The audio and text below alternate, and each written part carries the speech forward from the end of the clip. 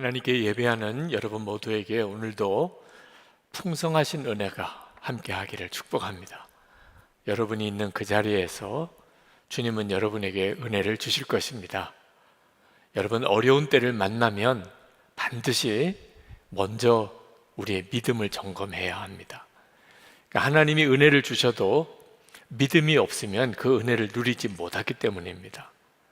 우리가 편안할 때는 우리가 어떤 믿음을 가지고 있는지 잘 알지 못합니다. 어려운 때가 되고 우리에게 시련이 닥쳐오면 비로소 우리의 믿음의 실상이 드러나게 됩니다.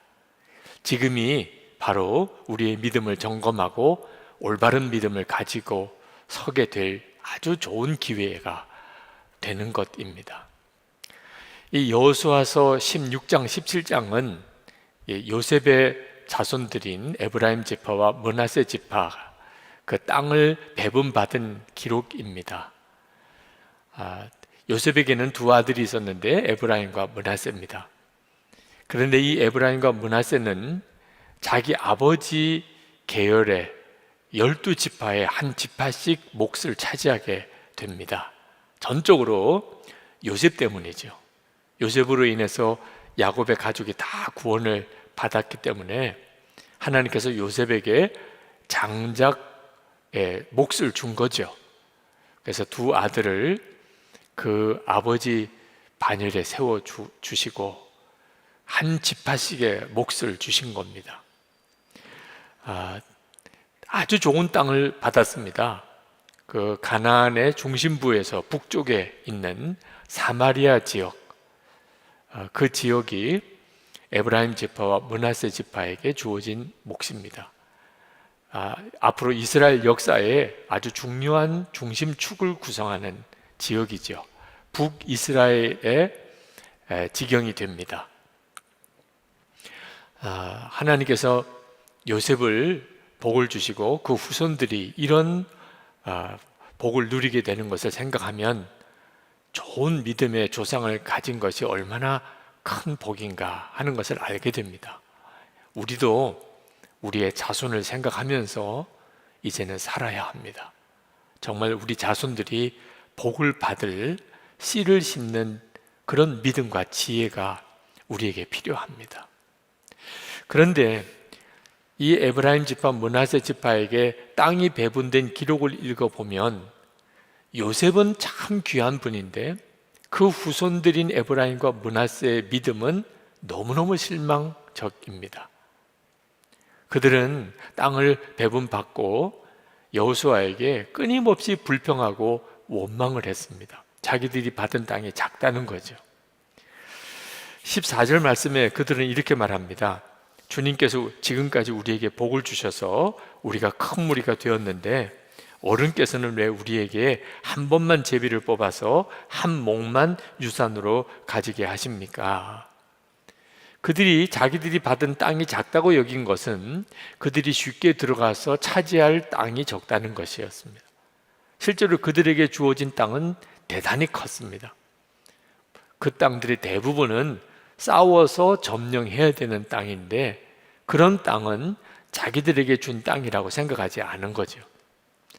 자, 이렇게 말하는 것이 유다 지파의 갈렙과 얼마나 대조적입니까? 여호수아는 사실 에브라임 지파 출신입니다. 그런데 자기 출신 지파인 에브라임 지파가 그런 식으로 말을 하는 것이 여호수아에게는 얼마나 마음이 무너졌겠습니까? 그것도 유다 지파 갈렙으로 인해서 이스라엘의 믿음의 대전환이 일어나는 그런 상황에서 여호수아와 므낫세 지파가 에브라임과 므낫세 지파가 이렇게 나오니 여호수아의 마음이 참 답답했을 것입니다. 그래서 여호수아가 이렇게 말을 합니다. 15절에 당신들이 큰 무리이어서 에브라임 산간 지방이 당신들에게 작다면 거기에서 브리스 사람과 르바임 사람의 땅인 삼림지대로 올라가서 그곳을 개간하시오. 점령해서 당신 것으로 만들라는 겁니다. 그랬더니 에브라임 지파와 므낫세 지파가 대답합니다. 16절에 그 산간지방은 우리에게 넉넉하지 못하고 그 골짜기 땅 곧 벳산과 그 변두리 마을과 이스라엘 골짜기에 사는 가나안 사람들에게는 다 철병거가 있습니다. 다시 말하면 지금 이스라엘 백성들 자기들에게는 이 철 무기 하나 없는데 그 가나안 족속에게는 철병거가 있다는 겁니다. 자, 나에게는 소총도 없는데 저쪽에는 탱크가 있다는 거죠. 그러니 도대체 어떻게 싸워서 이기냐는 겁니다.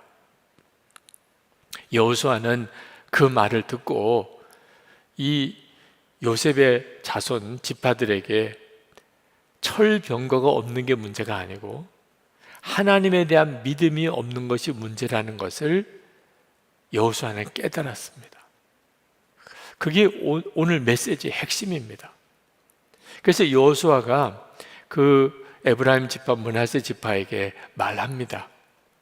17절 18절에 당신들은 큰 무리요 큰 세력도 가졌으니 한 목만 가질 일이 아닙니다.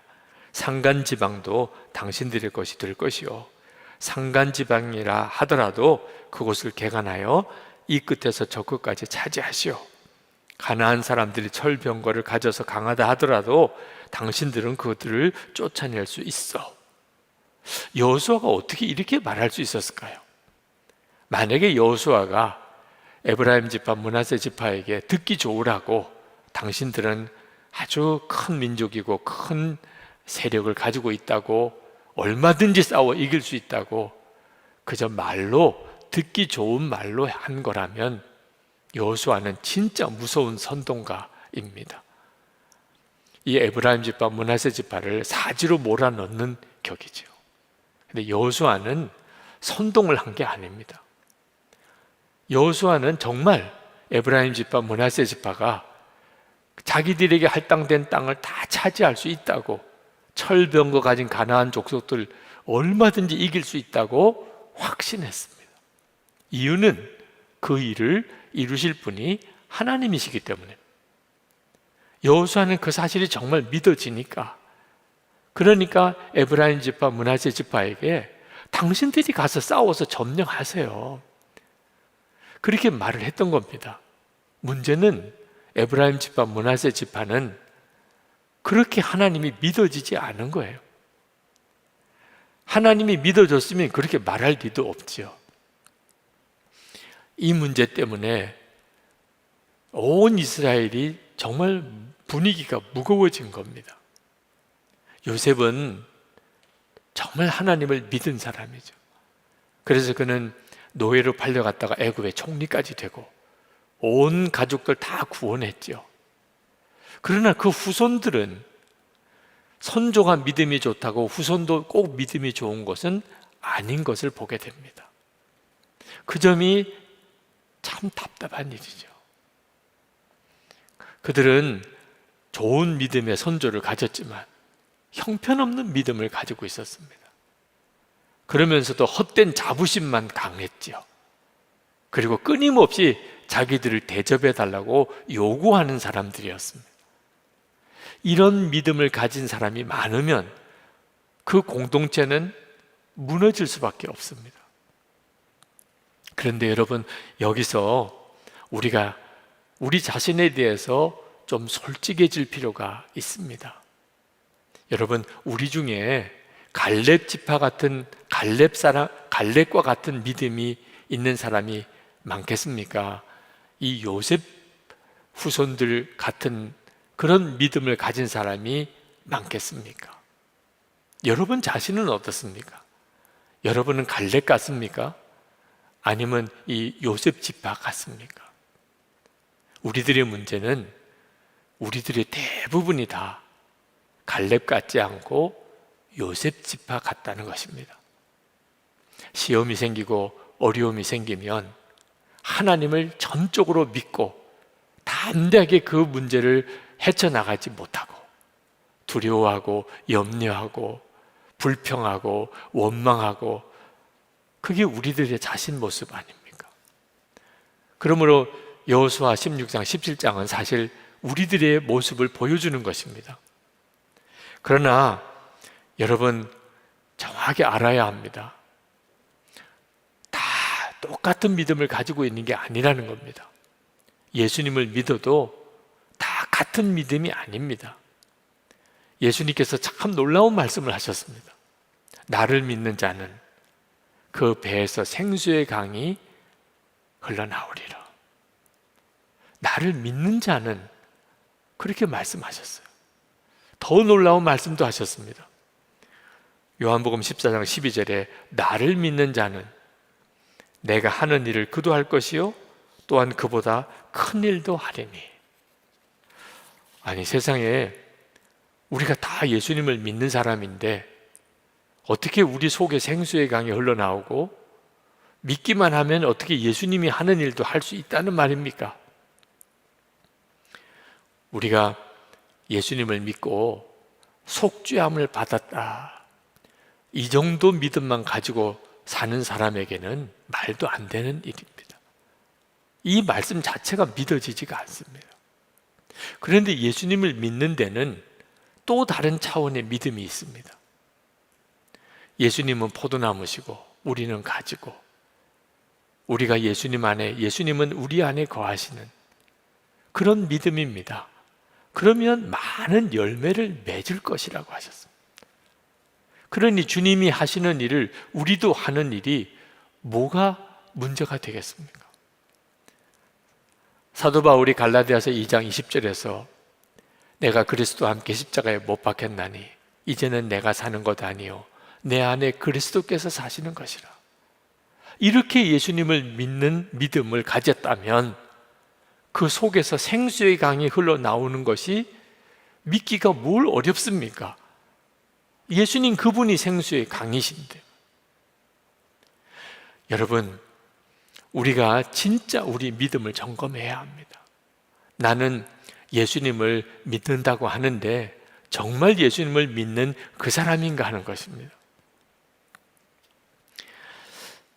여러분, 우리가 예수님을 믿을 때 그때 우리 안에 정말 놀라운 일들이 벌어집니다. 사람이 완전히 바뀌는 거예요. 지금 현재 여러분이 나는 믿음이 없어, 믿어지지 않는데 어떻게 할 거야, 그런 심정이신 분이라 하더라도 우리 주님은 우리 요셉 자손들처럼 그런 믿음밖에 없는 우리를 갈렙과 같은 믿음으로 바꾸시는 분입니다. 이 점을 오늘 우리가 놓치지 말아야 합니다. 지난 월요일 새벽기도 때 인동영 목사님께서 이 요셉 후손들처럼 이것도 안 되고 저것도 못하고 하나님 나 사랑하시는가 그것도 믿어지지 않고 그런 형편없는 믿음을 가진 우리를 우리 주님이 놀라우게 바꾸신다, 갈렙 같은 믿음으로 세우신다, 그 말씀을 증거하셨어요. 그때 인용한 성경 구절이 고린도후서 5장 17절입니다. 그런즉 누구든지 그리스도 안에 있으면 새로운 피조물이라. 이전 것은 지나갔으니 보라 새 것이 되었도다. 이 말씀을 가지고 인동영 목사님이 이렇게 말씀하셨어요. 이 구절에서 저에게 가장 큰 은혜가 되는 단어가 누구든지입니다. 정말 누구든지일까요? 그 증거는 이 말씀을 하는 사도 바울 자신입니다. 예수님께서 다메섹으로 가는 바울에게 사울아 사울아 내가 어찌하여 나를 박해하느냐 말씀하셨습니다. 바울은 교회를 핍박하는 자였으니 하나님에게 원수였던 사람이었습니다. 만약 하나님께서 새로운 피조물이 될 자격 조건에서 원수는 제외하셨다면 바울은 기회가 없었을 것입니다. 하지만 하나님은 어떤 이들도 제한하지 않으신 것입니다. 그렇다면 나 같은 자도 사랑하시고 새로운 피조물을 만드시는 것이 확실하지 않겠습니까? 여러분 정말 그렇잖아요. 예수님께는 어떤 사람도 제외된 사람이 없습니다. 누구든지 그리스도 안에 있으면 새로운 피조물이라. 그가 요셉 자손과 같은 형편없는 믿음을 가지고 있었던 사람이라 할지라도 갈렙 같은 믿음의 사람이 되게 해주시는 분이 예수님이십니다. 여호수아도 얼마나 두려워 떨었었습니까? 하나님께서 그 여호수아를 만나 주시니까 여호수아가 완전히 변화됐잖아요. 이 일이 예수 그리스도 안에서 지금 우리 가운데 일어나는 일인 것입니다. 우리가 할 일은 그저 예수 믿고 속죄함을 받았다 하는 믿음에 머물지 않는 것입니다. 온전한 믿음을 갖게 해주시는 주님, 지금도 우리와 함께 계셔서 우리와 동행하시는 주님을 바라보는 것입니다. 주님만이 우리를 믿음을 완전히 바꾸어 주시는 분이세요. 히브리서 12장 2절에 믿음의 주요 또 온전케 하시는 이인 예수를 바라보자 그렇게 말씀하셨잖아요. 이것이 지금 우리가 할 일인 것입니다. 여러분, 주님을 바라보는 것이 솔직히 뭐 그렇게 힘든 일입니까? 우리가 하는 수많은 노력해서 애쓰는 일들 중에 예수님 바라보는 것이 도대체 뭐 그렇게 어려운 일입니까? 저는 이 여호수아 17장을 읽으면서 요셉 지파에 대해서 조금 더 비난할 마음이 없었습니다. 왜냐하면 저 자신의 모습 그대로였기 때문입니다. 저는 목사가 될 때에 이왕 목사가 되는 것, 나는 고생하는 삶을 사는 목사는 안 돼야 되겠다, 그렇게 생각했습니다. 어떻게 해서든지 나는 성공하는 목사가 돼야 되겠다, 대접받고 존경받는 목사가 돼야 되겠다, 그렇게 생각했습니다. 그게 하나님께서 주시는 복이라고 여겼습니다. 고생하는 것이 무슨 복이겠습니까? 그러던 제가 40이 되기 얼마 전에 서울에 있는 어느 큰 교회에 부흥회를 인도하게 되는 일이 있었습니다. 그때 그 교회 부흥 강사 숙소인 아주 최고급 호텔에 묵게 되었는데, 그 방이 얼마나 좋은지 저는 처음 그 호텔에 묵어보았습니다. 잠자는 것도 아까울 정도였어요. 새벽 집회 인도하고 숙소로 돌아와서 보니까 더 좋더라고요. 그때 제 마음속에 도대체 내가 어떻게 이런 호강을 다 하나, 그런 생각이 드는데, 불현듯이 6.25 전쟁 때 순교하신 할아버지 생각이 났어요. 그리고 나도 모르게 그 호텔 카펫에 무릎을 꿇었습니다. 그냥 눈물이 나더라고요. 할아버지 상급이구나. 1.4 때 때 피난 내려오지 못하시고 평양 근처 사동 교회 담임하시다가 공산군에게 그렇게 죽임을 당하신 할아버지, 손주인 제가 그 상급으로 이렇게 호강하는 모양이구나. 근데 그게 왜 그렇게 슬프죠? 그렇다면 이것이 할아버지의 상급으로 내가 받는 것이라면, 내가 하나님 앞에 갔을 때 내가 받을 상급은 뭐죠? 그때서야 대접받는 것보다 돌짝밭 사명이 그게 훨씬 복이다, 그게 깨달아지더라고요. 그래서 정말 눈물로 고백했습니다. 하나님, 제가 돌짝밭 사명을 외면하지 않겠습니다. 이건 저에게 있어서는 정말 놀라운 일이었어요. 눈이 뜨인 거죠.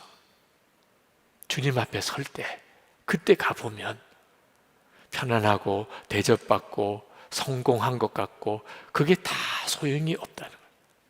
얼마나 희생하고 헌신했냐, 얼마나 돌짝밭을 가른 수고를 했는가, 그게 가장 큰 기쁨이 된다는 거예요.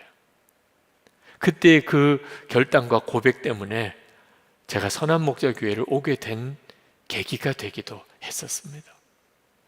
여러분, 고난과 시련이 우리에게 계속 닥쳐오지만 그럴 때일수록 우리가 정말 예수님을 바라봐야 됩니다. 아무리 어렵고 힘들어도 여러분, 지금 현재 아프가니스탄에 우리 믿음의 형제들보다 더 어려운 사람이 있겠습니까? 아프가니스탄의 어느 목사님이 보낸 메일입니다. 토요일 탈레반이 이미 카불 거리를 걷고 있다는 소식이 전해졌습니다. 우리는 함께 눈물을 흘리며 기도를 드렸습니다. 우리가 주일 예배를 드리는 중에 한 형제가 와서 제 귀에 속삭였습니다. 아슈라프 가니 아프가니스탄 대통령이 방금 사임했습니다. 이제 탈레반이 카불을 장악하고 있습니다. 그리고 우리는 마지막 찬송을 불렀습니다. 친척과 재물과 명예와 생명을 다 빼앗긴데도 진리는 살아서 그 나라 영원하리라. 아멘. 그 후 충격적인 보고가 계속 오고 있으며 아프가니스탄 교회의 삶은 이제 새로운 장의 시작점에 놓여 있습니다. 어린 기독교 소녀들이 탈레반에 의해 쫓기고 있습니다. 한 믿음의 형제의 14살짜리 딸은 강제로 그의 품에서 강탈당하여 성적 학대를 당했습니다. 탈레반이 교회 지도자들의 집을 급습해서 그의 성경과 문헌을 압수해 가고 있습니다. 여러분, 우리가 지금 힘들다면, 믿어지지 않는다면 아프가니스탄의 믿음의 형제들은 어떻게 하라는 것입니까? 우리는 힘들다고 말할 자격도 없습니다. 물론 지금 우리가 처해져 있는 형편이 만만치가 않습니다. 여러분 중에는 정말 기가 막힌 어려운 처지에 있는 분들도 있을 겁니다. 그러나 북한에 있는 지하교회 성도들, 지금 아프가니스탄에 있는 우리 기독교, 우리의 형제들, 그들 처지를 한번 생각해 봅시다.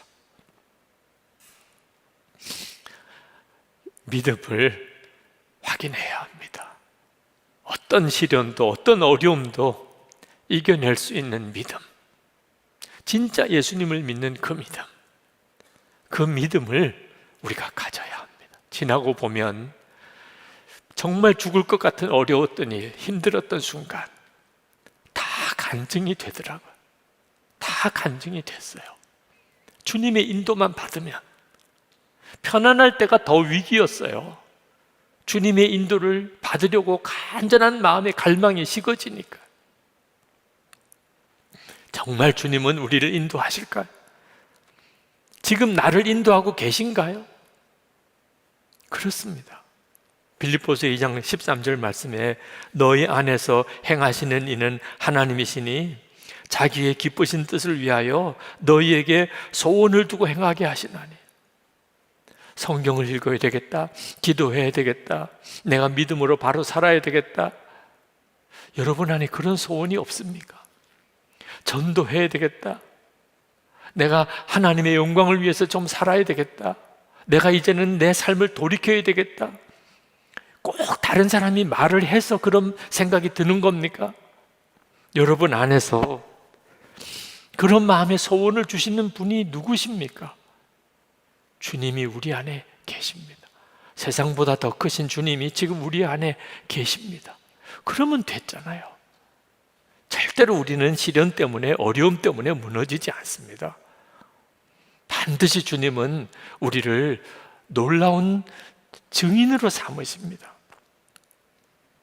어려운 일이 닥쳐왔을 때 주님을 바라봐야 됩니다. 여러분 정말 그렇게 하고 싶습니까? 여러분을 도와드릴 수 있습니다. 여러분이 정말 원하시면 얼마든지 도와드릴 수 있습니다. 예수 동행 속회가 있잖아요. 믿음으로 사는 남자들이 이제 시작되잖아요. 삼겹줄 기도 짝이 있지 않습니까? 온라인 기도의 집이 있잖아요. 여러분, 우리가 다 함께 주님을 바라봐야 됩니다. 지금 우리와 함께 계시는 그 주님이 여러분에게 정말 믿어지는 역사가 일어나야 합니다.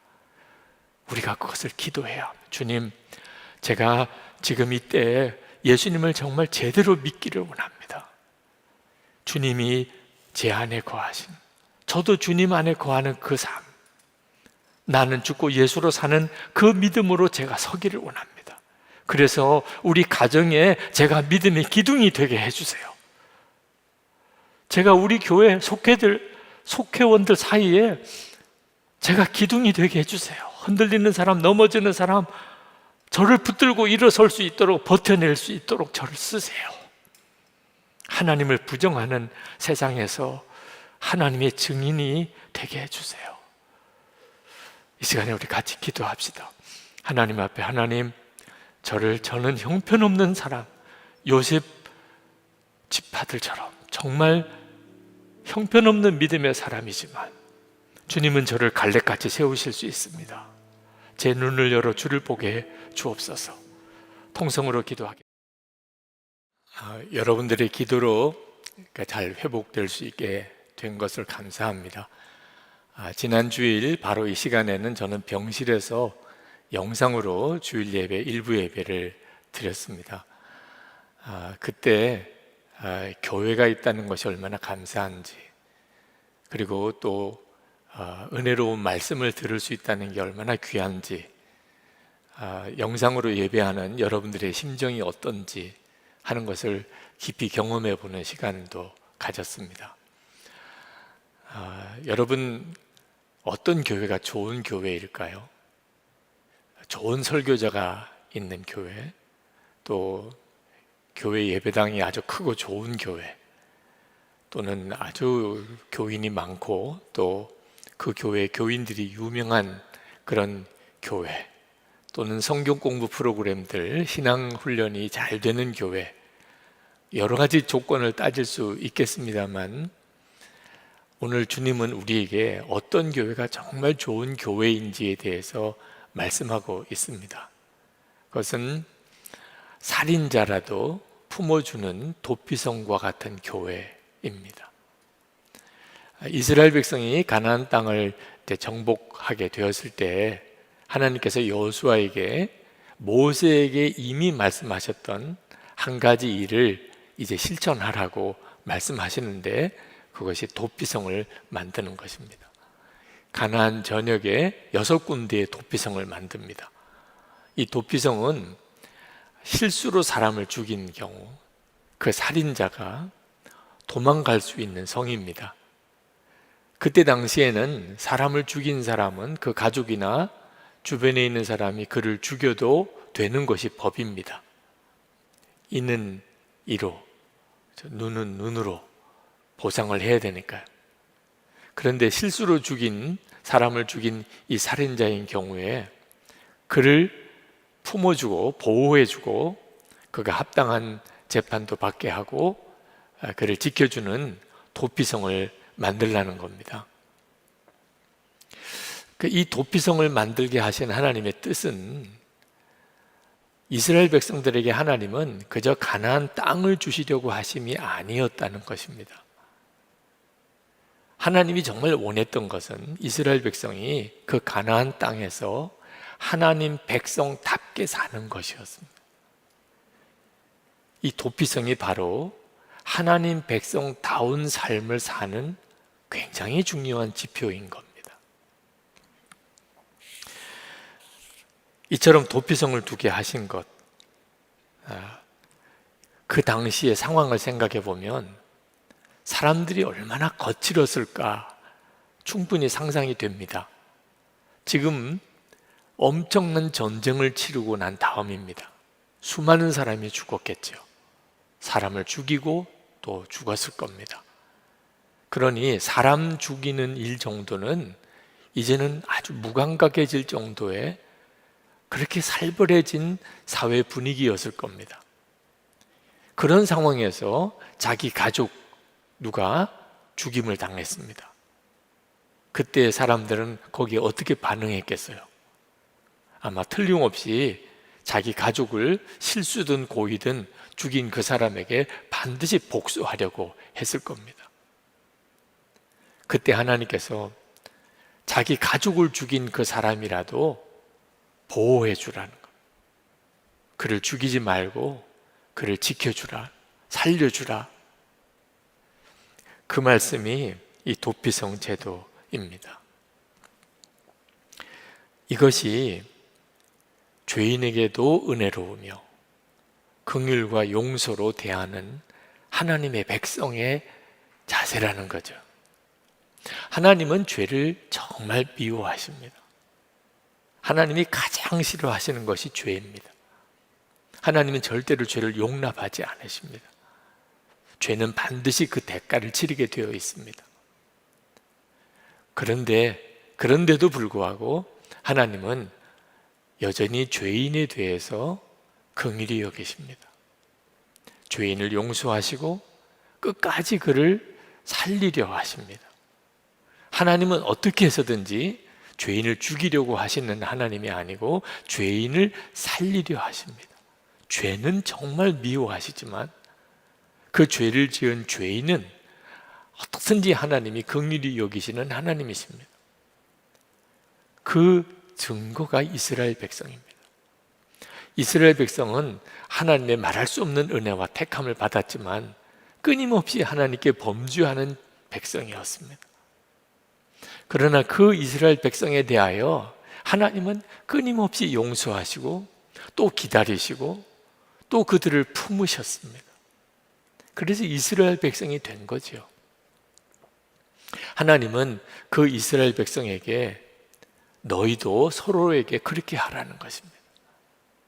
하나님께서 이스라엘 백성을 은혜로 덮으시고 용서하고 끊임없이 사랑하시고 그가 죄를 지었음에도 다시 그를 살리려고 하셨던 그 은혜로 너희들 서로도 그렇게 대하라는 거죠. 그게 도피성인 것입니다. 이스라엘은 가나안 정복을 위해서 전쟁을 치렀습니다. 그런 상황에서 주님은 도피성을 만들라고 하신 거예요. 이때 하나님의 백성인지 아닌지가 구분되기 때문입니다. 여러분, 도피성은 다 여러분이 느끼셨겠지만 예수 그리스도의 십자가의 은혜를 예표하는 것입니다. 예수님이 우리의 도피성이시죠. 우리는 다 하나님 앞에 말할 수 없는 죄인이고 지옥에 가서 영원히 죽을 수밖에 없는 존재입니다. 그런데 예수님께서 우리의 죄를 대신 지시고 십자가에 죽으셔서 우리가 용서받았고 살 길을 얻었고 구원을 받았습니다. 이 도피성에 도망갔던 그 살인자는 그때 당시에 대제사장이 죽는 경우에 그는 그 성에서 노임을 받게 되는 규정이 있습니다. 그래서 자기 집으로 돌아갈 수 있게 되었어요. 예수 그리스도께서 우리의 대제사장이시죠. 예수님께서 십자가에 죽으심으로 우리가 생명을 얻게 된 겁니다. 이 도피성 제도는 우리 모두가 지금 현재 누리고 있는 말할 수 없는 은혜입니다. 여러분 중에 사람을 죽여 본 사람 아마 거의 없으실 겁니다. 고의든 실수든 사람 죽인 경우가 우리 중에 누가 있겠어요? 그런데 성경을 가만히 읽어보시면 단순히 그저 사람을 죽인 것만 살인이 아닙니다. 요한일서 3장 15절에 그 형제를 미워하는 자마다 살인하는 자니 살인하는 자마다 영생이 그 속에 거하지 아니하는 것을 너희가 아는 바라 그랬습니다. 여러분, 사람을 미워해 보셨을 거예요. 우리가 살아가면서 끊임없이 우리는 정말 미운 사람이 있잖아요. 심지어는 가족들 중에도 있잖아요. 그게 얼마나 무서운 죄인가를 알아야 합니다. 우리가 어떤 사람을 미워하고 그 사람을 판단하는 것이 얼마나 무서운 일인가 하는 겁니다. 예수님께서 마태복음 5장 22절에 이렇게 말씀했습니다. 형제에게 노하는 자마다 심판을 받게 되고 형제를 대하여 라가라 하는 자는 공회에 잡혀가게 되고 미련한 놈이라 하는 자는 지옥불에 들어가게 되리라. 형제에게 욕하는 사람, 형제를 비난하는 말을 하는 사람, 지옥불에 들어가게 될 것이라. 그게 우리 자신인 거예요. 그러므로 도피성은 우리들의 이야기입니다. 예수 그리스도께서 우리의 도피성이십니다. 그래서 우리가 사는 거예요. 우리가 하나님의 심판에서 벗어나게 된 겁니다. 그런 은혜를 받은 자예요.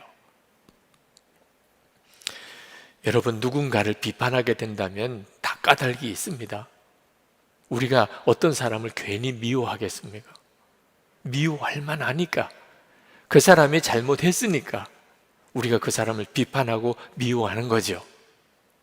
그러나 알아야 합니다. 정말 알아야 합니다. 우리가 어떤 사람을 비판하고 그 사람을 미워했다면 우리가 그 심판을 그대로 받게 된다는 겁니다. 마태복음 7장 2절에 너희가 비판하는 그 비판으로 너희가 비판을 받을 것이요 너희가 헤아리는 그 헤아림으로 너희가 헤아림을 받을 것이니라. 우리가 하나님 앞에 섰을 때 아마 우리는 비명소리를 지르게 될 겁니다. 우리가 얼마나 다른 사람에 대해서 비난하고 그를 비판하고 그를 정죄했는지, 그 말이 우리를 심판하는 것입니다. 꼼짝할 수 없는 거죠. 내가 그 사람은 사람도 아니라고 해서, 그런 사람은 죽어 마땅하다고, 그런 사람은 우리 교회에서 쫓아내야 된다고 내가 말을 했다. 그런 사람은 용서할 수 없다고. 그 말이 우리를 심판한다는 것입니다. 빅토르 위고의 마지막 장편 소설이 93이라는 장편 소설이 있는데, 프랑스 대혁명 당시 때의 이야기를 쓴 겁니다. 근데 어느 큰 배가 수송용 대포를 실어 나르는데 풍랑을 만나게 됐습니다. 큰 풍랑 중에 그 대포를 엮어놓은 쇠사슬이 끊어져 버렸어요. 그래서 그 배 안에서 그 큰 대포가 이리 흔들리고 저리 흔들리면서 수많은 사람을 다치게 하는 거죠. 선원들이 그 풍랑이 있는 중에 그 엄청난 대포를 고정시키려고 죽을 힘을 다하는 장면이 그 소설 속에 나옵니다. 그 이야기에 의미하는 것은 아주 간단한 거죠. 우리의 적은 외부에서만 오는 게 아니라는 겁니다. 우리 속에 있는 적이 더 무섭다는 거죠. 그게 바로 미움입니다. 우리 속에 미움이 있고 증오가 있고 사람에 대해서 비판하는 그 마음이 우리를 죽이는 거예요. 사막의 수사들, 사막의 수도원을 만들고 누구와도 만나지 않고 아무 말도 하지 않고 거기서 수도 생활하는 그 사막의 수사들의 이야기가 기록된 기록을 보니까 그 사막 수도원의 첫 번째 규정이 남을 비판하지 말라. 너도 죄인이요, 너도 비판을 받을 것이므로 너 자신을 살피고 남을 비판하지 말라. 이 남을 비판하는 것이 얼마나 무서우면 사막에서 수도 생활하는 그 수도사들, 누구도 만나지 않고 혼자서 주님만 바라보고 수도하려는 그들의 첫 번째 계명이 되었을까요? 예수님께서 세리와 창녀들을 오히려 품어주셨습니다. 그때 당시에 말할 수 없이 부도덕하고 사람들의 비난을 받았던 정말 죄인 중에 죄인인 사람들인데 예수님은 그들을 품으셨어요. 그런데 그때 당시에 가장 의롭고 경건하다고 말한 바리새인들은 독사의 자식들이라고 내치셨어요. 도대체 이해가 되지 않는 일이죠. 왜 그렇게 하셨을까요? 바리새인들이 자신은 경건하고 의롭다고 하면서 그때 당시에 죄인들을 얼마나 무자비하게 물어뜯고 밟고 뭉개었는지, 사람 취급을 짐승처럼 여겼습니다. 그것이 우리 주님의 마음에 더 큰 죄라는 것입니다. 예수님께서 말씀하신 비판이 어떤 것인지 요즘 인터넷 댓글들을 보면 알 수 있습니다. 정말 사람을 물어뜯는 그런 정말 무서운 댓글들이 계속 달리잖아요. 이런 것을 주님이 말씀하시는 비판이라고 하는 것입니다. 비판에는 두 가지가 있는데, 하나는 비판하는 사람이 그 비판을 하는, 자기가 비판하는 그 대상과 하나라고 느끼는 경우의 비판이 있습니다. 그는 죄를 지적합니다. 잘못을 지적합니다. 문제를 지적합니다. 그러면서도 그는 비판당하는 그 사람과 자기가 하나라고 여깁니다. 그래서 같이 아파합니다. 그 속에 긍휼이 있습니다. 또 한 경우가 있습니다. 비판하는 사람이 그 비판당하는 사람과 전혀 별개의 사람이라고 스스로 여기는 것입니다. 나는 당신과 달라. 이런 경우에는 얼마나 비인격적이고 모욕적이고 죽이려는 살기가 느껴집니다. 여러분, 사탄도 비판하는 일에 옳고 그른 것 가지고 역사한다는 거 알아야 합니다. 옳은 말을 한다고 다 옳은 게 아니에요. 옳은 이야기보다 더 중요한 것이 사랑입니다. 이것이 도피성의 교훈이에요. 2005년입니다. 4월 8일에 한국 복음주의 협의회 원래 조찬기도회 때 충현교회를 담임하셨던 김창인 원로 목사님, 그분이 공개 회개를 한 적이 있습니다. 1945년 해방 후 개신교는 일제시대 때 신사참배 문제를 놓고 장로교와 고려파로 분열했는데 이를 막지 못한 책임이 나에게 있습니다. 광복 직후 평양, 부산 등에서 몇몇 옥중 성도들이 모여 재건교회를 하면서 함부로 입을 열어 다른 사람들을 저주했습니다. 우리가 교만해지면서 판단력이 어두워졌고 사랑이 없어져 우리와 뜻이 다른 사람과는 밥도 같이 먹을 수 없다고 생각했습니다. 그들을 마귀당이라고 공격했습니다. 그 나이 많으신 백발이 성성한 그 원로 목사님이 눈물을 흘리면서 고백하셨어요.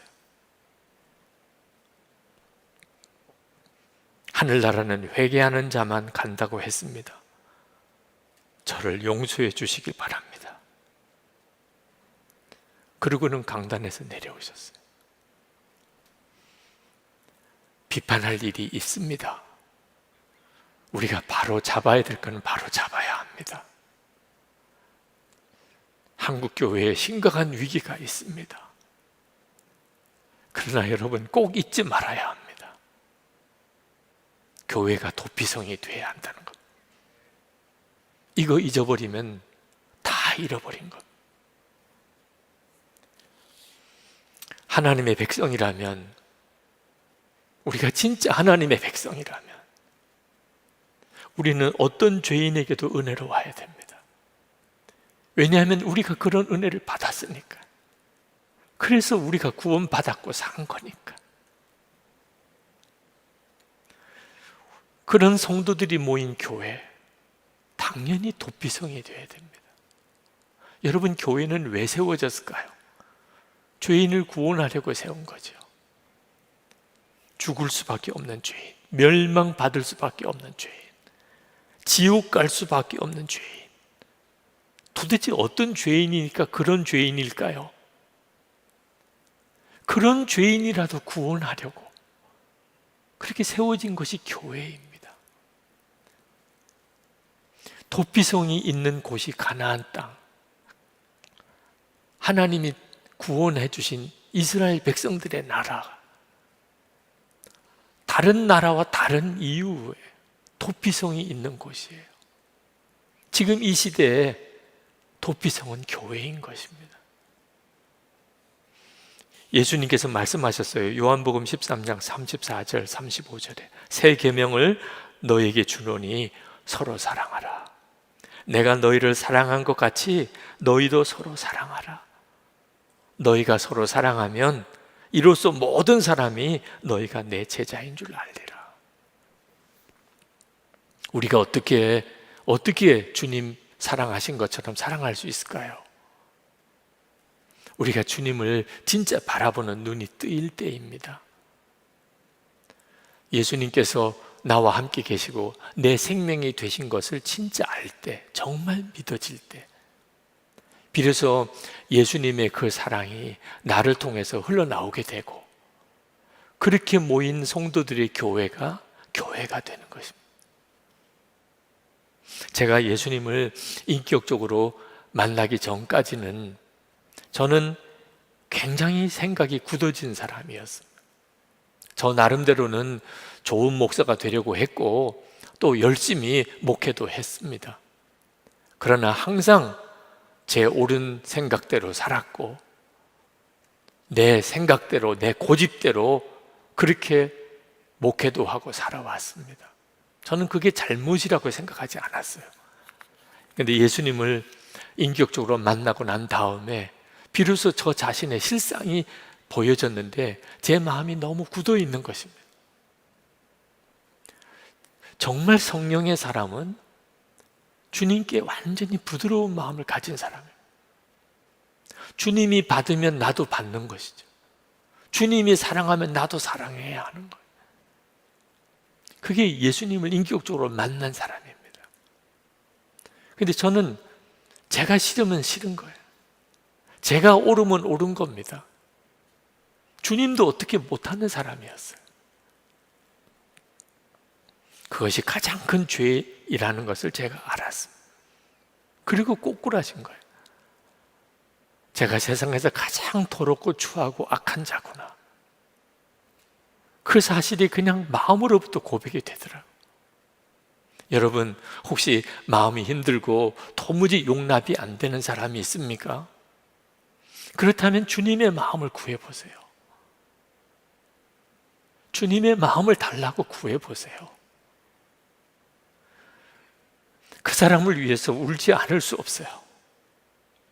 내가 그렇게 미워하고 정죄했고 정말 죽이고 싶을 것 같은 그런 사람에게 주님은 여전히 그를 사랑하시는 걸 알게 됩니다. 이것이 부드러운 마음이에요. 도저히 받아줄 수 없을 것 같은 사람이 저에게도 왜 없겠습니까? 어떤 때는 정말 며칠이고 잠을 잘 수 없을 만큼 그렇게 마음을 힘들게 하는 사람도 있지요. 그때마다 명심합니다.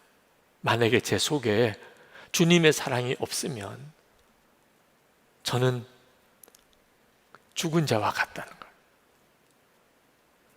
제가 이번에 치료를 하면서 아주 고단위의 항생제 처방을 받았습니다. 그리고는 계속 설사를 했어요. 여경구 장로님께 의논을 드렸더니 그 항생제 때문에 제 속에 있는 나쁜 균만 아니고 좋은 균도 다 죽어서 그렇다는 거예요. 그래서 유산균 제제를 복용하라고 그런 처방을 해주셨어요. 우리 속에 미움만 가득하면 우리는 죽습니다. 그게 우리를 죽이는 거예요. 그 사람이 나를 죽이는 것이 아니고 내 속에 미움만 가득하니까 내가 죽는 거예요. 사랑이 우리를 살리는 겁니다. 그래서 예수님을 생명으로 우리가 영접한 겁니다. 사랑 그 자체이신 예수님, 그분이 우리를 살리는 거예요. 죄가 아무리 심각해도 우리 마음속에 미움과 증오만 가득하다면 그것은 우리 스스로를 죽이는 일입니다. 그 점을 명심해야 합니다. 우리가 교회를 지켜야 하는 가장 중요한 것이에요. 교회 안에 정죄하고 미워하고 판단하는 것이 교회에 가득하면 그것이 교회를 죽이는 것입니다. 긍휼과 용서와 사랑, 그것이 가득한 교회여야 합니다. 그러면 교회가 도피성이 되는 거죠.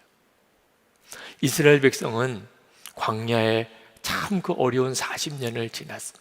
가나안 땅에 들어가서 가나안 족속과 무서운 전쟁을 치르고 그리고 가나안 땅을 정복했습니다.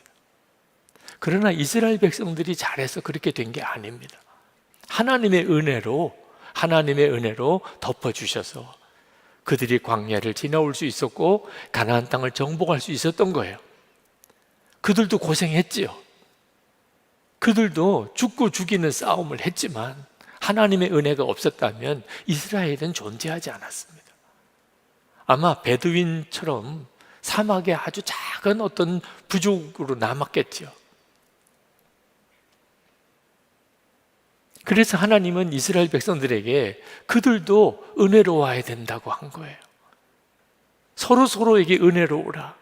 가족을 죽인 자라 할지라도 어떻든지 그를 살려주는 자가 되려고 하라 하는 겁니다. 우리 교회도 그랬습니다. 여러분, 우리 교회도 말할 수 없는 위기 가운데 하나님의 은혜로 살아난 교회예요. 여러 번의 위기를 거치면서 온 교우들이 눈물로 기도하고 모든 것을 다 들여 헌신하고 그렇게 교회를 충성스럽게 받들어 가면서 교회가 위기를 넘어왔지만 기본적으로 하나님이 은혜로 덮어주셨기에 우리 교회가 살아난 겁니다. 하나님의 은혜가 없었다고 한다면 우리 교회는 존재할 수가 없었을 거예요. 그러므로 우리도 서로 사이에 은혜로워야 하는 거예요. 선한 목자 교회는 도피성인 교회가 되어야 하는 겁니다. 우리 사회에, 어려운 교회에, 우리 교인들 서로 사이에 정말 어떤 죄인이라도 품어서 그를 살려내려고 하는 도피성인 교회가 되어야 하는 겁니다. 제가 병원에 입원했다가 퇴원해서 오늘 아침에 제 사무실에 처음 들어갔는데 거기에 상패가 하나 있더라고요. 성남시에서 준 상패입니다. 지난 2년 동안 말할 수 없는 어려운 때에 어려운 사람들, 고생하는 사람들, 힘든 사람들 돕는 일을 열심히 했다고 시에서 그걸 인정해서 표창장을 보내오셨더라고요. 어려운 이들이 우리 주변에 많습니다. 그들이 교회를 바라보면 도피성처럼 여길 수 있어야 하는 겁니다. 저기 가면 도와줄 수 있어. 저기 가면 살 거야. 그게 교회인 거죠. 오늘 우리는 형제교회 파송 선교사 파송을 합니다. 우리 주변에 정말 어려운 교회들이 많습니다. 파송 선교사는 우리 교회가 도피성이 되자는 거죠. 어려운 교회의 도피성이 돼. 어떻든지 그 교회가 살 수 있도록 우리가 그 교회를 어떻든지 섬기자는 겁니다. 우리 교회는 큰 교회니까 자랑할 거 아닙니다. 우리가 그 교회 가서 우리는 큰 교회 교인이라고 자랑하라는 게 아니에요. 우리는 더 큰 은혜를 받은 교회일 뿐입니다. 우리는 더 큰 어려웠던 교회, 그런데도 더 큰 은혜를 받았을 뿐입니다. 그래서 우리가 섬기려는 거죠. 그러면 우리가 삽니다. 보십시오. 성도 여러분, 꼭 보십시오. 선한 목자 교회가 도피성인 교회가 되면 우리가 삽니다. 우리 자신도, 우리 가정도, 우리 교회도, 한국 교회도 살아나게 됩니다. 그러려면 온 교우들이 살아계신 주님을 바라봐야 됩니다. 은혜는 예수님 그분으로부터 오는 겁니다. 예수님 그분이 도피성이세요. 주님과 온전히 동행하며 주님과 하나 될 때 우리 속에 설명할 수 없는 긍휼과 용서와 사랑이 솟아나게 됩니다. 그리고 하나님의 영광이 나타나게 되는 거죠. 이제 우리 같이 기도하십시다. 하나님, 우리가 하나님의 정말 사랑하시는 백성인 증거가 있기를 원합니다. 제가 주님의 은혜로 살았습니다. 우리 교회가 하나님의 은혜로 살았습니다. 우리가 서로에게 은혜로운 교회가 되기를 원합니다. 우리 교회가 정말 도피성인 교회가 되기를 원합니다. 하나님, 우리 교회를 그리 써주시옵소서. 기도하겠습니다. 우리가 살다가 어떤 어려운 일을 만날 때 항상 기억해야 될 것이, 하나님은 반드시 피할 길을 여시고 어떤 시험도 이기게 하신다는 것과, 또 하나, 항상 하나님께 인도하심을 구하라 하는 것입니다. 저는 오늘도 여러분들에게 여러분이 있는 지금의 형편과 처지가 어떠하든지 우리가 항상 점검해야 될 것은 하나님과의 관계가 좋은가 하는 것입니다. 어떤 분들은 참 형편이 좋아 보이는데 주님과의 관계는 무너져 있는 분도 있고, 어떤 분들은 말할 수 없는 시련 가운데 사시는 것 같은데 하나님과의 관계는 어느 때보다도 좋은 분들이 있습니다. 여러분은 어느 쪽을 택하시겠습니까? 우리가 항상 분별해야 할 것이 하나님과의 관계입니다.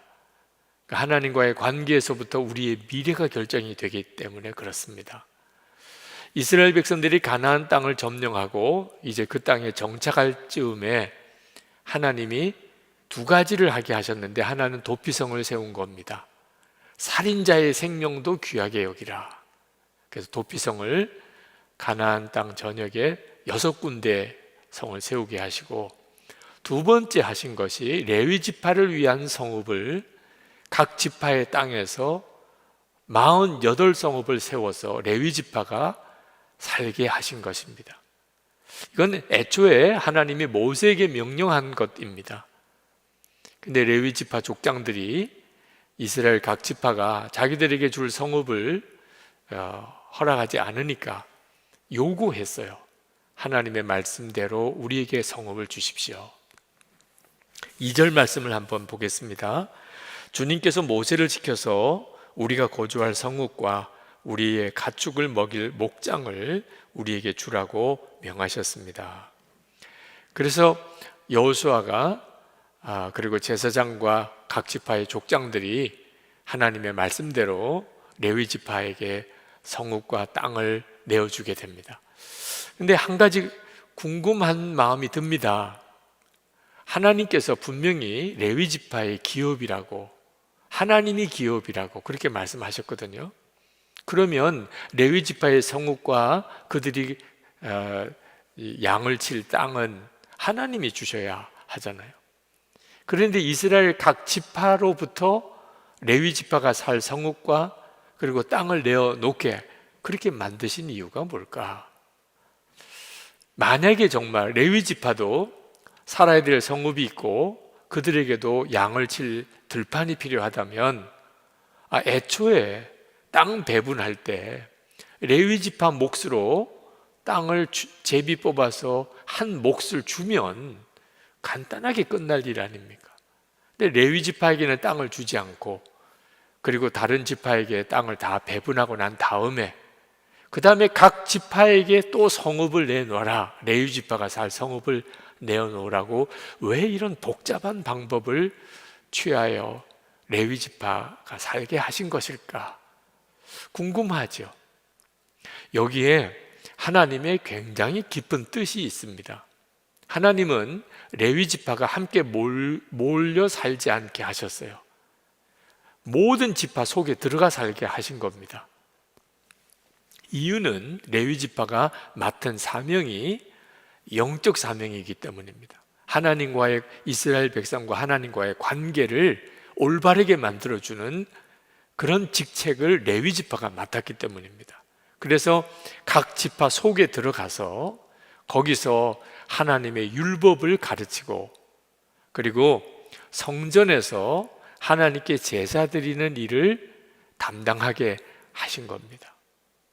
이스라엘 백성은 자기 땅 안에 레위 지파가 살 성읍을 내어주고 그리고 11조를 바치고 그리고 하나님께 제사 드릴 제물을 바치고 그래서 레위 지파가 먹고 살게 하신 겁니다. 하나님과의 관계가 올바르게 맺어지는 사명을 레위 지파가 감당하고 그 레위 지파가 먹고 사는 것은 이스라엘 백성들이 책임지도록 그렇게 만든 거죠. 그러니까 이스라엘 백성들의 믿음이 좋으면 레위 지파는 잘 사는 거예요. 이스라엘 백성들의 믿음이 하나님과의 관계가 식어지고 무너지면 레위 지파는 먹고 살 길이 없게 되는 겁니다. 레위 지파는 이스라엘 백성의 영적인 상태를 그대로 보여주는 지표가 되는 거죠. 이게 하나님의 계획이었어요. 그래서 이스라엘 백성들이 각 지파가 땅을 다 배분받았지만 레위 지파가 살 성읍을 내어주기까지는 아직 이스라엘 백성들이 가나안 땅을 온전히 정복한 것이 아니었습니다. 이스라엘 백성들이 레위 지파에게 땅 성읍을 내어주고 나니까 비로소 가나안 땅에 평안이 임했다고 성경은 말합니다. 44절 말씀을 보겠습니다. 주님께서는 그들의 조상에게 맹세하신 대로 사방에 평화를 주셨다. 또한 주님께서는 그들의 모든 원수를 그들의 손에 넘기셨으므로 그들의 원수 가운데서 어느 누구도 그들에게 대항하지 못하였다. 이 말씀은 레위 지파의 성읍이 주어지고 난 다음에 이 말씀이 이루어진 거예요.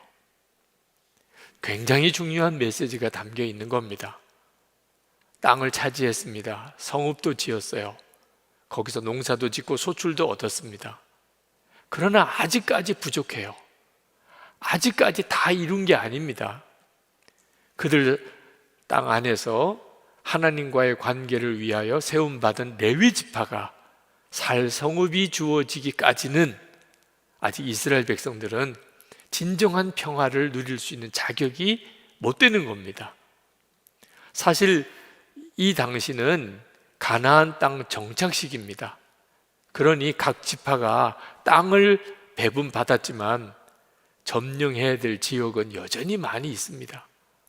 그리고 그곳에 자기들이 성읍을 짓고 그리고 농사도 짓고 사실 얼마나 바빴겠고 그 지파 안에도 살펴야 될 이들이 얼마나 많았겠습니까? 레위 지파 신경 쓸 여력이 있었겠습니까? 그러니까 레위 지파에게 성읍을 나눠줄 생각을 전혀 하지 못하고 있었던 겁니다. 레위 지파는 자기들에게 분명히 하나님이 성읍을 각 지파에서 내어주라고 해서 기다리고 있는데 도무지 자기들에게 성읍을 줄 생각을 하지 않으니까 제사장과 여호수아에게 찾아와서 자기들에게 성읍이 주어져야 되지 않느냐, 하나님의 명령이지 않느냐 하고 요구하게 됐고, 그래서 이스라엘 백성들이 그게 하나님의 뜻인 것을 그들도 알고 레위 지파에게 성읍을 나눠주게 된 겁니다. 그제서야 이스라엘 땅의 진정한 평화, 누구도 대적하지 못하는 그런 평화가 그 땅에 임했다고 말하는 거죠. 여러분, 이건 지금 현재 우리도 동일하게 받고 있는 중요한 교훈입니다. 여러분, 우리 주변에는 전적으로 하나님의 나라를 위해서, 선교 완성을 위해서 그렇게 헌신한 사역자들이 있습니다. 이스라엘 백성들 안에 레위 지파가 있었듯이 그 사역자들을 먹이고 그리고 그들을 돌보고 그들도 가정을 꾸리고 그들도 자녀를 가르칠 수 있게끔 우리가 도와야 할 책임이 있는 겁니다. 우리도 책임져야 될 레위 지파가 있는 거예요. 만약에 우리가 그 하나님 앞에 전적으로 헌신한 그런 사역자들을 잘 돌보지 못하면 그들은 자기들의 사명을 감당할 수가 없게 됩니다. 이스라엘 백성이 레위 지파가 먹고 살 수 있도록 잘 섬기고 그리고 하나님 앞에 올바르게 제사하고 율법대로 살지 못하게 되니까 레위 지파는 먹고 살려고 자기 지역과 책임을 떠나서 온 이스라엘에 흩어져 살았던 때가 있습니다. 개인 집에 들어가서 그 집의 제사장 역할을 꼭 무당처럼 그 집의 제사장 역할을 하는 그런 영적인 타락을 보이는 무서운 시대가 이스라엘 역사에 있습니다. 대표적인 경우가 사사시대입니다. 우리가 사사에 읽어보면 읽기도 민망할 만한 그런 사건들이 계속 일어납니다. 레위 지파가 무너지니까 이스라엘 전체가 영적으로 무너져 버리게 된 거죠. 여러분, 이 일이 지금도 우리 가운데 대단히 중요한 문제입니다. 우리는 항상 생각해야 합니다. 뭐 땅도 마련해야 되고 집도 마련해야 되고 자녀들 교육도 시켜야 되고 그리고 하는 사업도 잘 돼야 되고 공부도 정말 원하는 만큼도 해야 되고, 그러나 여러분, 우리 주변에 하나님의 일을 위해서 전적으로 헌신한 그런 사역자들이 잘 살고는 있는지, 그들에게 불편한 것이나 모질함은 없는지 함께 생각하지 않으면, 그러면 영적인 모든 사역은 다 무너지게 되는 거죠. 제가 선교단체 간사님들의 삶에 대하여 좀 알게 되면서 충격을 받았습니다. 그래도 교회 목회자는 교회에서 사례비를 책정해서 살게 해 주지요. 그런데 선교단체 간사님들은 그런 생활비를, 월급을 주는 데가 없습니다. 그들은 그저 통장 하나, 계좌번호 하나 가지고 있는 거예요. 거기에 후원하시는 분들이 헌금을 보내주면 그걸로서 그만큼 한 달을 사는 거예요. 세상에 이렇게 불안정한 생활이 어디 있습니까? 아니, 똑같이 하나님을 위해서 헌신한 사람인데 어떻게 선교단체 간사님들은 이렇게 살아야 하는 겁니까? 그런데 예수전도단 창립을 하신 로렌 커닝햄 목사님의 책을 읽으면서 이것이 그 선교단체가 그렇게 강력한 사역을 하는 비밀이었구나 하는 걸 깨달았어요. 그 로렌 커닝햄 목사님이 이렇게 말씀을 하셨어요. 하나님께서는 왜 이렇게 일하게 하시는가?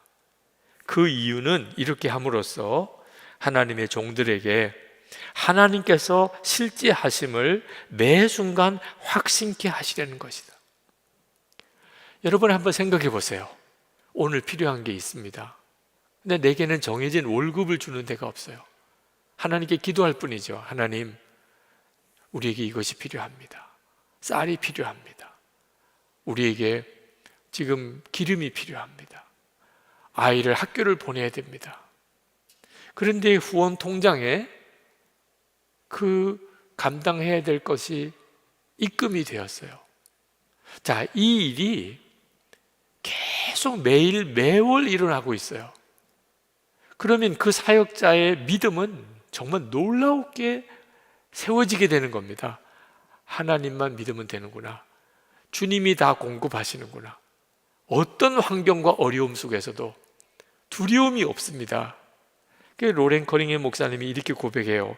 예수 전도단 사역자들은 이렇게 사는 훈련을 받았기 때문에 라틴 아메리카, 남미의 그 공산주의 사상에 물든 이들, 유럽의 그 지성인들의 무신론 사상 앞에, 중동의 그 위험한 그런 형편 속에서도 그들은 당당하게 하나님 살아계심을 확신하고 복음을 전하는 사역을 감당할 수 있었다는 거예요. 여러분, 우리가 어떤 사역자를 돕는 일은 너무너무 중요한 하나님의 계획인 것입니다. 때때로 목회자나 선교사님이나 선교단체 간사님이나 이렇게 후원하는 일이 부담스럽게 느껴질 때가 있으실 거예요. 아니, 나 먹고 살기도 쉽지 않은데 아니, 그분들까지 책임지라는 거야? 제가 신학교에 들어가게 되었을 때 동생들과 함께 이렇게 만난 적이 있습니다. 그때 저희 동생들이 그런 말을 했어요. 형이 이제 신학교 가면 목사가 될 텐데 형은 절대로 교회에서 주는 월급 받지 마. 우리가 벌어서 형 생활을 책임져 줄게. 그리고 형은 정말 당당하게 목회해. 절대로 교인 눈치 보지 마. 그때 동생들 이야기 들었으면 큰일 날 뻔했어요. 그때는 참 철이 없어서 아버님, 어머님이 왜 저렇게 힘들게 사시나. 월급이 교회에서 나오니까 교인들 눈치 보느라고 저렇게 힘드시구나. 그 어릴 때 철없을 때 그 목회자 자녀들의 생각이에요. 그러니까 목회를 하더라도 생활비는 우리가 다 책임질 테니까 월급 안 받으면 마음껏 하고 싶은 설교 다 할 수 있는 줄 알았어요. 알고 보니까 그게 아니었습니다. 하나님께서 교회와 성도들의 공급함을 통해서 목회자가 살게 하시는 것은 놀라운 하나님의 계획이 있는 것이었어요.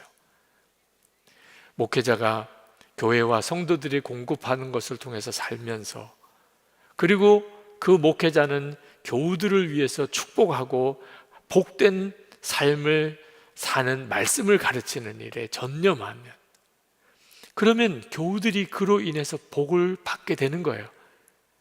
성도들은 목회자를 섬기고 목회자는 하나님께 축복하고 하나님은 성도들의 삶을 복을 주시는 것이 하나님의 계획이었던 거예요. 제가 교회에 건축하는 상황에서 건축 헌금을 드려야 되는데 사실 무슨 모아둔 헌금이 따로 있는 것도 아니지 않습니까? 아내와 그 문제로 기도하다가 성도들에게만 건축 헌금을 작정하게 할 수는 없지 않은가. 그래서 1년 동안 교회에서 주시는 사례비를 다 건축 헌금으로 작정하고 살았던 때가 있습니다.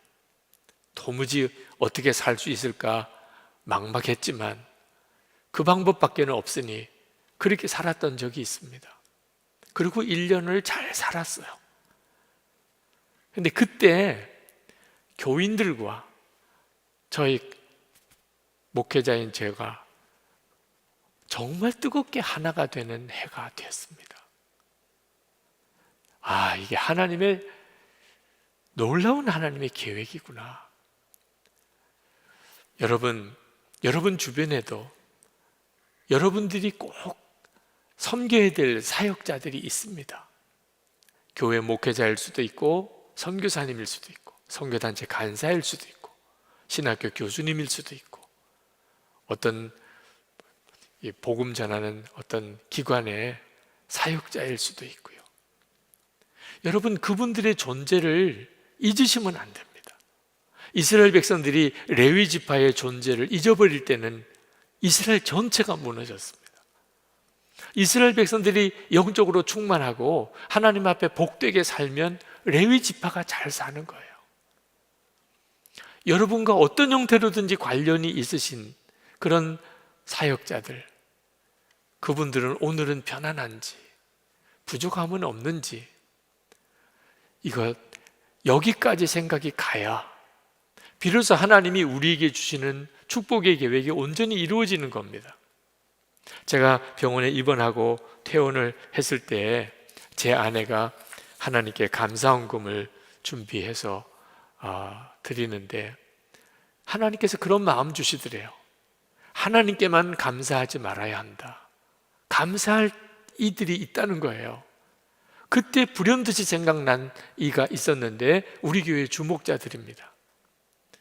사실 그분들은 뭘 우리에게 해줄 수 있는 게 있어요?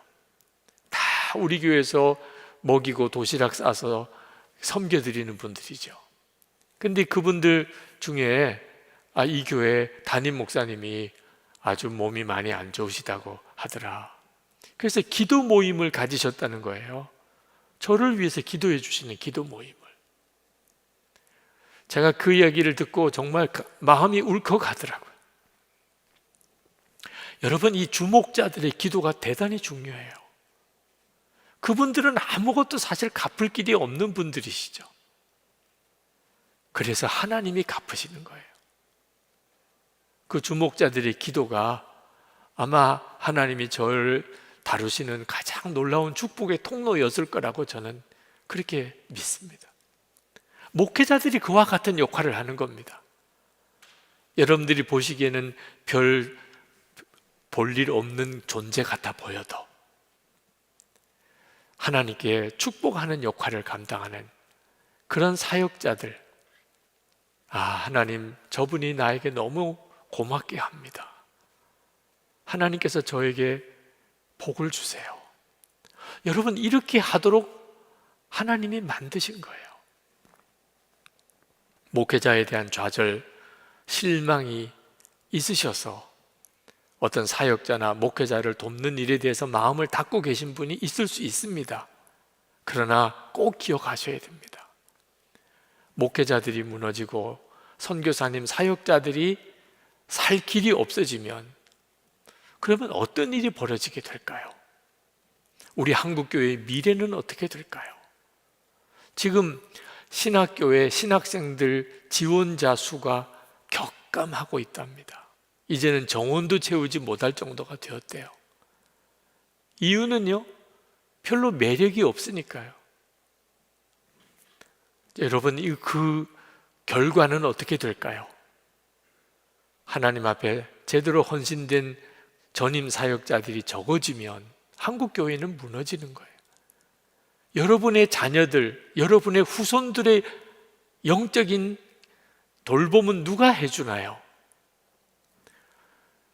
작은 교회 목회자들 소중합니다. 동네 작은 교회가 살아나야 한국교회가 살아요. 그분들의 삶은 어떨까요? 신학생들, 어려운 가운데 신학교를 지원한 이들, 우리가 섬겨야 합니다. 선교단체 간사님들, 선교 현장에 나가 있는 선교사님들, 그들이 살 수 있어야 합니다. 누구를 통해서 그들을 먹이고 살리시죠? 우리입니다. 우리가 그분들을 위해서 섬기는 일은 곧 하나님이 공급하시는 것과 같고, 그분들을 통하여 하나님이 주시는 복은 섬긴 우리들이 다 누리게 되는 거예요. 레위 지파의 존재는 이스라엘 백성들의 하나님과의 관계를 보여주는 것이었습니다. 그래서 우리가 꼭 또 기억해야 될 것은 우리 주변에 있는 사역자들을 잘 섬겨야도 하지만 우리 자신의 주님과의 영적인 관계가 항상 충만해야 한다는 겁니다. 여러분, 요즘 하나님과의 관계는 좋으십니까? 오늘 말씀이 주시려는 가장 중요한 교훈이에요. 이스라엘 백성들의 하나님과의 관계는 항상 좋은가? 레위 지파를 보고 안다는 겁니다. 우리도 마찬가지예요. 여러분, 기도와 말씀 묵상과 주님과 온전히 동행하는 삶을 요즘 충만하게 살아가고 있으십니까? 형편과 처지가 어떠하든지 주님이 함께 계심이 믿어지니 두려움도 염려도 없는 그런 담대함이 있으십니까? 그 점을 항상 확인하고 살아야 합니다. 저는 최근 한 달 가까이 이 살인 진드기에 물려서 바이러스 감염으로 꽤 고생을 했습니다. 기도해 주셔서 지금 많이 회복이 되었지만 9월 한 달 동안 안식월을 끝나고 뭐라고 설명할 수 없는 무기력감, 그리고 자꾸 몸이 힘들어지는 그런 당황스러운 일을 겪었습니다. 그때 살인 진드기에 물려있는 상태였는데 전혀 몰랐죠. 저는 제 마음이 무너진 줄 알았습니다. 그렇지 않다고 그렇게 생각하면서도 제가 저 자신에 대해서 이제 은퇴를 앞두고 있는 것 때문에 또 앞으로 이렇게 늙어가는 것으로 인한 두려움, 그것 때문에 어쩔 수 없이 나도 이렇게 마음이 무너진 건가? 한동안 참 혼란스러웠습니다. 근데 그때 9월 29일이에요. 지금은 저에게 있어서는 그날은 대단히 중요한 날입니다. 수요일이에요. 그때 하나님께 그 문제를 기도하고 있었어요. 하나님, 제가 몸이 좀 이상합니다. 아마 제 마음이 무너져서 그런가요? 저는 주님이 저와 함께 계시는 것을 분명히 믿는데 제가 왜 이렇게 힘들지요?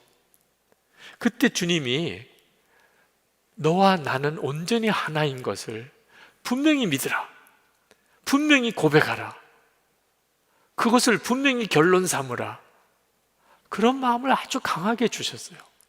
그래, 몸은 힘들고 나도 솔직히 앞날이 만만치가 않지만 주님이 나와 함께 계시잖아. 그래서 그날 일기를 썼어요. 우리 함께 일기를 나누시는 장로님들, 목사님들은 아마 그 일기를 그날 보셨을 겁니다. 오늘이 제가 다시 한번 영적으로 새로워진 날이라는 마음이 강하게 든다. 실제로는 특별한 일이 일어났다고 할 수 없습니다. 아니, 몸과 마음은 너무나 힘이 듭니다. 그러나 주님은 오늘이 특별한 날임을 고백하라, 외치라는 마음을 주십니다. 오늘이 영혼의 밤이 지난 날, 영적으로 새로워진 날, 주님과 온전히 연합한 날, 주님과 새로운 삶을 다시 시작한 날이라는 것입니다. 주님은 언제나 그날을 준비하고 계셨습니다. 그제도 어제도 오늘도 주님은 언제나 준비되어 계셨습니다. 지난 안식월 기간 중에도 내내 그리하셨음을 깨달았습니다. 이제는 제가 믿음으로 오늘이 그날임을 고백하여야 할 때인 것입니다. 어떤 특별한 일이 일어났기 때문이 아니라 주님께서 그렇게 하시기 원하시니 믿을 뿐입니다. 2011년 9월 29일 수요일, 이 날은 제가 다시 한번 주님 안에서 새로워진 날입니다. 기도하면서 고백하고 또 고백하고 외치고 또 외쳤습니다. 사실 그날 이후로 며칠 동안 주님 9월 29일, 저는 주님과 온전히 연합한 날입니다. 저는 주님 안에, 주님은 제 안에 계십니다. 힘들고 도무지 몸을 주체하기 어려울 때도 계속 고백하고 외쳤어요. 그리고 제 아내가 제 무릎 뒤에 진드기가 붙어 있는 것을 발견하게 된 것. 그리고 급히 병원에 응급실로 가고, 그리고 참 힘든 치료 과정을 거쳤지만 하나님께서 저를 이렇게 회복시켜 주셨어요. 저는 몸이나 마음이 굉장히 힘든 상태에 한 달 가까이를 보냈습니다. 지금도 아직은 회복 중에 있습니다. 그렇지만 설명할 수 없을 정도로 영적으로는 굉장히 강한 기간을 보내고 있었어요. 주님과 온전한 연합을 계속 선포하고 고백했었습니다. 저는 하나님께서 제가 겪어야 될 상황이 참 심각하니까 저를 영적으로 더 강하게 붙들어 주시고자 하셨던 것이라고 고백합니다. 여러분, 주님과 관계가 분명해지면 어떤 형편과 처지에서도 반드시 이겨냅니다. 지나고 나면 그것이 놀라운 간증이 됩니다. 근데 문제는 그렇게 주님과의 관계, 영적으로 하나됨을 혼자 힘으로 이렇게 유지해내기가 쉽지 않을 때가 있다는 겁니다. 그래서 우리에게 주님과 온전히 동행하는 성도들의 교회 공동체가 필요한 거예요. 우리가 예수 동행 속회를 만들고자 하는 거예요. 에녹 프로젝트로 다시 한번 주님과 동행하는 성도들을 일으키자고 하는 이유가 있는 거예요. 제가 병원에 입원해서 마음도 쉽지 않고 계속해서 몸 상태가 안 좋아지는 상태에 빠져 있을 때 제 아내가 병실에서 저를 간병하면서, 그리고 집에 돌아가는 시간에 저를 침상에 앉혀놓고 저를 위해서 간절히 손을 얹고 기도를 해 주었습니다. 참 놀라운 힘이었어요. 저를 위해서 누군가가 손을 얹고 기도해 주는 사람, 아내의 기도가 저를 그때그때마다 다시 한번 새 힘을 얻게 했습니다. 우리 장로님들과 목사님들과 선교사님들과 일기 나눔 방을 하는데 그 일기 속에 기도 댓글이 계속 달려 있었어요. 그건 저에게 있어서 영적인 힘을 공급받는 굉장히 중요한 통로였어요. 우리 모두에게 다 이런 교회 공동체가 필요한 겁니다. 그 공동체는 저절로 세워지는 게 아닙니다. 매일 일기를 쓰고 서로 댓글을 달아드리는 일을 통하여 하나님께서 우리에게 우리가 어떤 상황에서도 무너지지 않는 하나님과의 관계를 온전히 맺어 살 수 있게 만들어 주시는 겁니다. 우리 주변에 있는 영적 레위 지파를 잘 섬기십시다. 그게 우리에게 말할 수 없는 복이에요. 그분들은 복덩어리입니다. 그리고 무엇보다 우리 스스로가 하나님과 관계가 항상 올바르게 되어 있는지 점검하고 살아야 합니다. 만약에 지금 현재 기도 생활, 말씀 생활이 제대로 안 되고 마음의 평안과 기쁨이 없고 언제부턴지 또 동행일기 쓰는 생활도 느슨해졌다면 지금 심정지가 왔다, 뇌출혈이 일어났다, 몸에 암이 생겼다, 그 정도의 위기, 그보다 더 큰 위기가 왔다고 생각해야 합니다. 빨리 돌이켜야 합니다. 이제 우리 같이 기도하십시다. 여러분, 하나님과의 관계를 언제나 분명히 점검해야 합니다. 그 일을 위해서 사역하는 이들을 우리가 항상 책임지는 자세를 가져야 합니다. 여러분 안에 영적인 충만함 회복할 수 있어야 합니다. 영적인 공동체를 세우는 일을 절대로 소홀히 생각하면 안 됩니다. 주여, 주님과의 온전한 관계가 오늘 회복되기 원합니다. 여러 가지 힘들고 어려운 일이 많지만 주님 붙잡는 일만큼은 오늘 제가 분명히 결단하겠습니다. 나는 죽고 이제는 예수님으로 삽니다. 주님과 나는 온전히 하나입니다.